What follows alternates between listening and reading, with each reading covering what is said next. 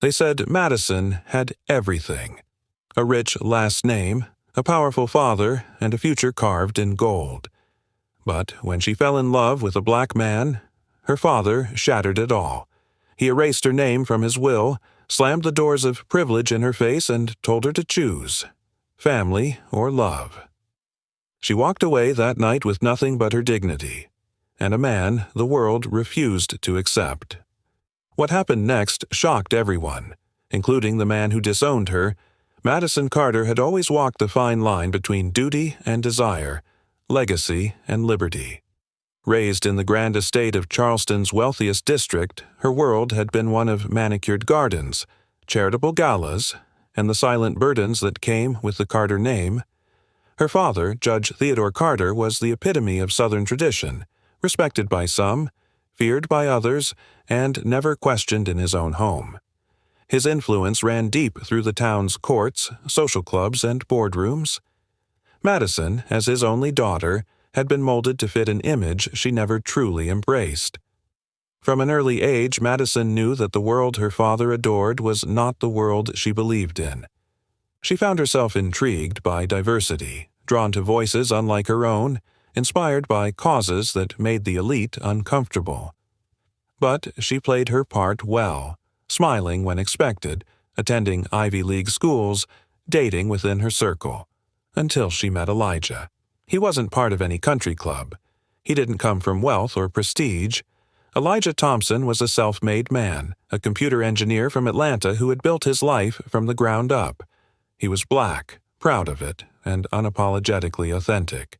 His presence was powerful yet calming, and Madison had never felt so seen, so understood.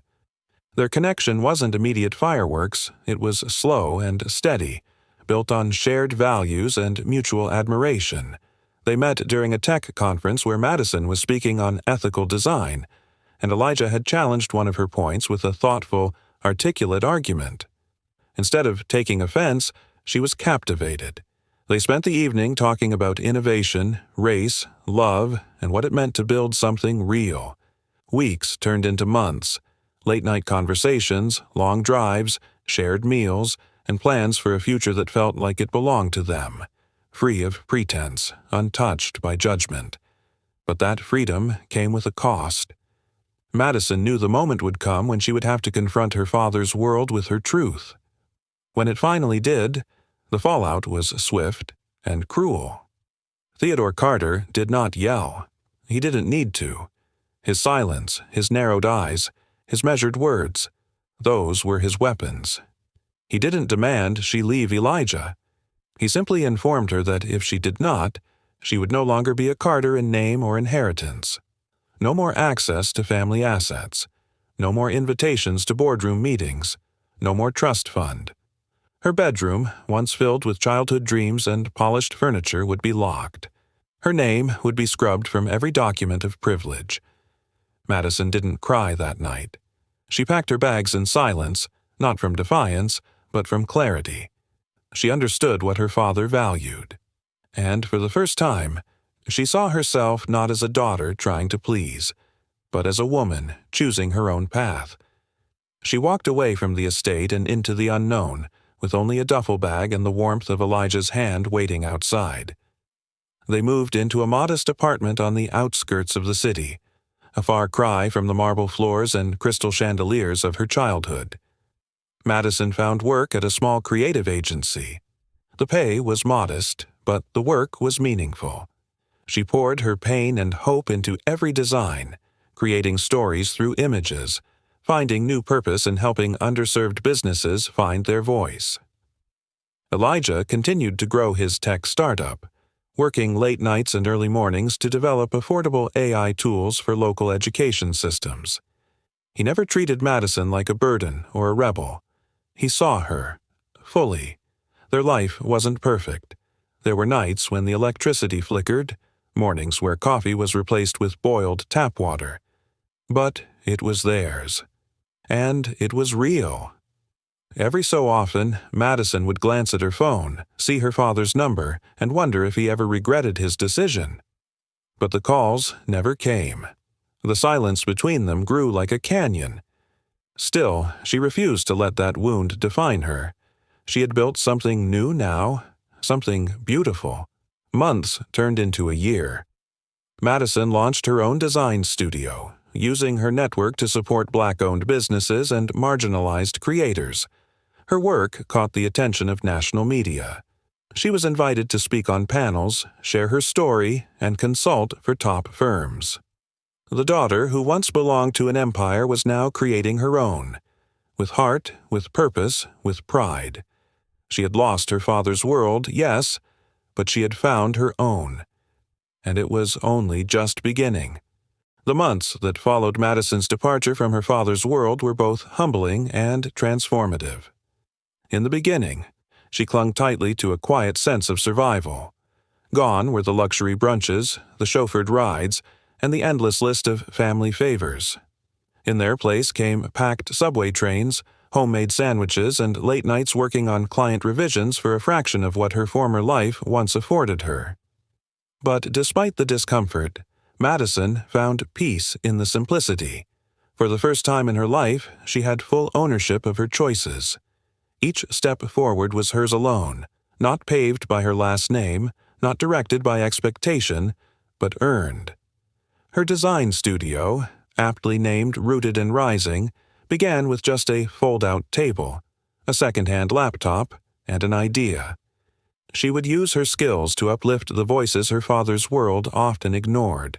Small businesses, nonprofits, schools in need of outreach. They became her clients, her community, her purpose. Word of her talent and integrity spread quickly. She brought creativity and empathy to every project, treating each logo and brand campaign like a story that deserved to be told. By the end of her second year, Rooted and Rising had grown from a solo venture into a full agency. Employing a small but passionate team, Madison offered internships to underrepresented youth and partnered with Black-owned printers and vendors for every campaign. While she was quietly rewriting her legacy, Elijah, too, was making strides. His software, originally designed to streamline classroom management in underfunded schools, was now being adopted by districts across the state. He remained humble through the growth, always reminding Madison that their power came not from profit, but from purpose. Together, they became a quiet force of change. Still, as they thrived, Madison's past loomed like a ghost, never visible, but always near. Judge Theodore Carter had not reached out once. He had made his decision and stood by it. Within his circles, Madison's name was whispered with disdain. The daughter who ran away. The disgrace who chose love over legacy. But in time, those whispers began to shift. An unexpected turning point came during a high-profile panel on racial equity in business. Madison was invited as a keynote speaker, sitting alongside CEOs and policymakers, her name printed boldly across event banners. Her story of walking away from privilege to build a mission-driven agency captivated the audience. Clips from her speech circulated across social media. Influencers, thought leaders, and even former critics praised her courage. She became more than a designer. She became a symbol. It didn't take long before the news reached her father. Back in Charleston, Judge Carter sat in silence as he watched a televised segment of his daughter being interviewed on national television. She spoke with elegance and resolve, never naming him directly, but the pain and distance were unmistakable. She talked of the barriers still standing in the way of true inclusion and how love, real, hard, transformative love, had taught her more than any elite education ever could. That night, for the first time in years, Theodore Carter felt something foreign creep into his chest. Doubt. Not about his principles, but about his pride. He had raised a daughter with fire, with values, with intellect. And while he had turned away from her for the color of her love, she had gone on to prove that love was not weakness, it was strength. But Judge Carter was not a man of easy apologies. His world didn't allow for vulnerability, and so he kept his silence, even as Madison's agency was named one of the top social impact firms of the year. even as Elijah was featured on a tech magazine's Innovators Under 35 list. Even as their wedding was quietly announced and celebrated in a small garden ceremony surrounded by chosen family. Madison didn't wait for reconciliation. She had stopped hoping for it long ago, but she never allowed resentment to take root. There was a part of her that still loved her father, not for what he stood for, but for what she wished he could become. In quiet moments, she would think of him, wonder if he ever replayed the day she left, wondered what he might say now if pride weren't his prison. She didn't need his approval, but she had never stopped wishing he'd open his eyes. And then, one morning, a letter arrived. A crisp, ivory envelope bearing the Carter family crest. No return address, just her name, handwritten. She stood with it for hours before opening it, and when she did, her hands trembled, not from anger, not from pain, but from the weight of what might finally begin. The letter was simple in appearance. No ornament, no pretense, just heavy cream paper and ink that held years of silence between its lines. Madison stared at it as though it might vanish, as though opening it might undo all she had built. But eventually, curiosity overpowered caution, and she peeled it open with care. Inside were 3 pages. The handwriting was unmistakable, elegant and disciplined, just like the man who had once ruled her world. Her father's words spilled onto the page in a way she had never known him to express. There was no flourish, no philosophical musings, only honesty, stripped of power. He began by acknowledging his silence, not defending it, not justifying it, only recognizing its existence like a wound he had tried to ignore for too long. He wrote of his pride, of the identity he had wrapped himself in like armor, of the traditions he was taught to uphold, even when they came at the cost of his own daughter's happiness.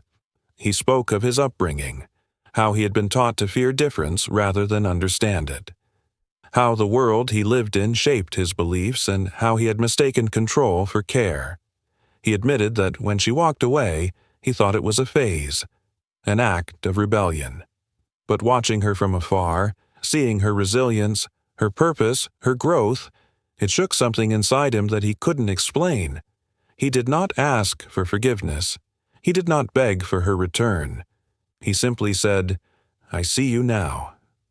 I see who you are, and I was wrong."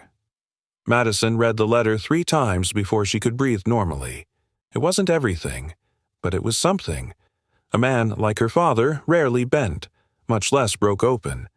And though a letter couldn't undo years of silence, it could open a door she had long assumed was permanently shut. She didn't respond right away. She let the letter sit by the window, allowing sunlight to fall on it each morning as if cleansing it of old shadows. Days turned into weeks as she wrestled with what to do. She had healed in his absence, built strength from the fracture. Returning, even partially, meant re-entering a world that had once tried to erase her choices. But she wasn't the same girl who left in tears. She was now a woman with roots and wings, grounded but unafraid to soar. After long talks with Elijah, who supported whatever choice she made without expectation, Madison decided she would write back. Her letter wasn't long. She didn't dwell on pain or shame.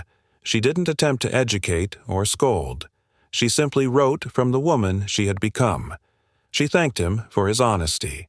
She acknowledged the courage it took to say what he had said.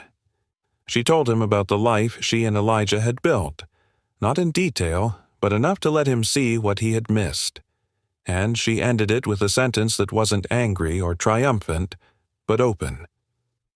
"I don't know what a new beginning looks like between us, but I'm willing to find out if you are." Weeks passed before she heard from him again. This time, it wasn't a letter. It was a knock at her office door. Madison had just finished presenting a pitch to a nonprofit client when her assistant stepped in, hesitant and pale. "There's a man here to see you," she said. He says he's your father." Her heart dropped into her stomach. She stood still for a moment, then walked to the lobby with quiet steps. And there he was. Theodore Carter, standing in a plain gray suit, thinner than she remembered, older, somehow softer. His eyes met hers, uncertain but clear. He didn't try to hug her. He didn't launch into a monologue. He just stood there, waiting for her to speak. And she did, not with anger or sorrow, but with grace. She invited him in. She introduced him to her staff. She poured him coffee. She sat with him not as a daughter pleading for love, but as a woman opening her life on her own terms. They spoke for an hour, then 2. He asked about her work. She showed him samples. He asked about Elijah. She showed him a photo of their wedding. He listened. She spoke. And for the first time in years, they began to bridge the gap between what was and what could still be. Months passed quietly after that first meeting in the office. There were no grand reconciliations, no dramatic speeches, just slow, cautious steps toward something unfamiliar. Understanding. Madison didn't try to rush what was unfolding. Her father had been absent for years, and while a single letter and a visit could not erase the pain of rejection, they were enough to soften the barriers she had long fortified around her heart. Judge Theodore Carter, for all his influence and intellect, was beginning to understand that he had never truly known his daughter, not the parts of her that breathed freely beyond the frame he had tried to place her in. As they continued to meet, sometimes for coffee, sometimes for a quiet walk in the city, he listened more than he spoke. He asked questions not to control, but to learn. The sternness that once defined his presence was giving way to humility. One autumn evening, he asked to meet Elijah. Madison hesitated, not out of fear, but out of protection. Elijah had never asked for anything from her father, not acceptance, not respect. He had walked the path of patience beside her, never pressing her for closure. But he agreed to meet, not because he needed anything from Judge Carter, but because he loved Madison enough to support her peace. They met in a small restaurant, neutral ground. The air was tense at first. Theodore's hands rested stiffly on the table, and Elijah's calm composure never wavered. The conversation began with slow, measured tones. Theodore asked about Elijah's company. Elijah shared. They discussed work, education, even technology's role in school reform. There were long pauses, but no hostility. Then came something unexpected. As their plates were cleared, Theodore lowered his eyes and acknowledged the harm. He didn't repeat what he had written. He didn't dramatize. He simply looked at Elijah and said, "I failed her. And in doing so, I failed you, too." It was not a request for forgiveness. It was a truth that no longer needed armor. Elijah nodded slowly, not out of comfort, but out of recognition. The past could not be changed, but perhaps the future didn't need to repeat it. From that night forward, a new rhythm began. Theodore didn't become a fixture in their lives overnight, but he started showing up, in quiet ways. He attended a charity event hosted by Madison's agency. He donated anonymously to a community school partnered with Elijah's company. And when Madison and Elijah welcomed their first child, a baby girl named Grace, it was Theodore who sat silently in the hospital hallway, waiting with flowers and a card, unsure if he would be welcomed inside. He was. Madison, holding her newborn daughter, looked at the man who had once shut a door on her love and opened it again through humility. She didn't hand Grace over immediately. She held her close, kissed her forehead, then gently placed her in her grandfather's arms.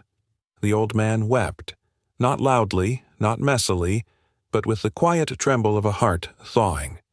Years passed, and Grace grew surrounded by a different kind of legacy, not one built on status or control, but one shaped by healing, choice, and earned connection. Madison's agency expanded internationally. Elijah's platform was adopted nationwide. Their names became known in circles that had once been closed to people like them, not because they had forced their way in, but because they had changed the very rules of belonging. Theodore Carter, once the symbol of closed doors and generational pride, spent his later years quieter than ever before. He never gave another public speech, but he was present, in the school plays, the family dinners, the weekend visits. He never asked to be called Grandpa. One day, Grace did it on her own. That night, he sat in his study and stared at a photo of Madison as a child, his old self frozen in a world that no longer existed. When he passed, it was Madison who gave the eulogy. She did not speak of his power, his rulings, or his legacy in law. She spoke of change, of growth, of the courage it takes to admit you were wrong, and of love, stubborn, resilient, imperfect love, that dared to build something better from the wreckage. As she stood beneath the soft glow of a chapel skylight, Madison realized that her story was never really about defiance. It was about becoming. And in becoming herself, she had helped another soul transform as well.